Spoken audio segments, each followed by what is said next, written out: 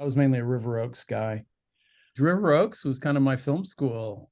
I would go to every film that came out, but then I would notice these repertory. That's where I discovered the River Oaks. Oh, they're showing 2 movies a night that aren't current. They're showing the classics. And that's what I needed the most then. They were my film school. I could watch 10 films a week there from 35 millimeter prints, no less, with an audience.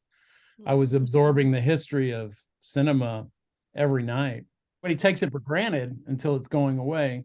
And that's why the rally around the River Oaks was so impressive.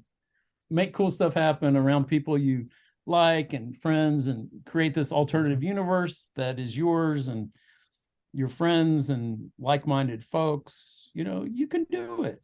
It might not fit into the bigger economy in some dynamic way, but screw that. It's a very diminished world without it. So I'm curious what your efforts were to try to keep it open. And it was a multi-pronged approach, but it all starts with the same thing we all felt. Everybody was like, okay, this is unacceptable. Okay, now how do you do it? You just got to be vocal. It's like politics. You got to show up and protest. So there's a political angle, there's a financial angle, there's a thing, you got to go to the governor's mansion and cause a stink. You got to go to City Hall. You got to do it. And that's what everybody did in different ways, in any way you could. Press is important. Publicity is important. I was talking to really moneyed Houston preservationists. The big credit goes to the Friends of River Oaks and Maureen, everybody there. That was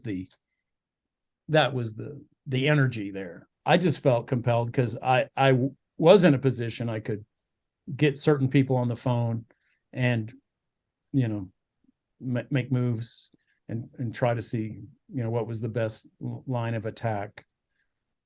Wes and I are talking, he's wherever, we're like, what can we do? But it was won on the ground.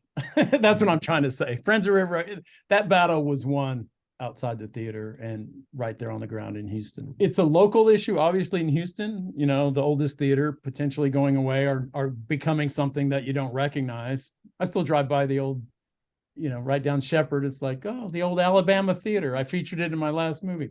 It's like, yeah, used to be a theater. Now it's what is it currently? Trader Joe's or something? Every town that's like that.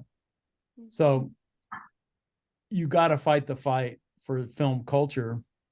River Oaks, it's so important to the community. People have expected film to kind of pay its own way for so long, and it does to some degree, but it's past time to think of film culture like showing prints in a beautiful theater and all that. That is the ballet, that is symphony, that is a museum. No one expects the symphony or the ballet to be this economic juggernaut. Everyone knows it's a nonprofit world you're in there.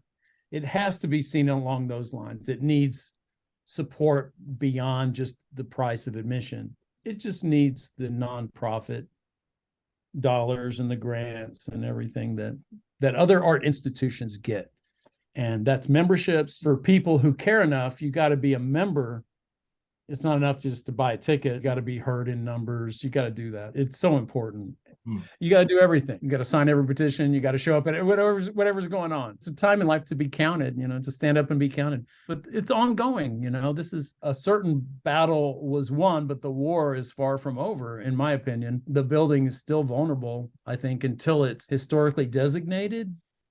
Even subject to a potential wrecking ball seemed crazy for something old and historic. Houston's notorious for renewing itself rather rapidly. People have to stand up and go, no, here's how you do it. And there's a better way. And we're not going to be like that. And it's fun. It's fun. If you love it, you love it.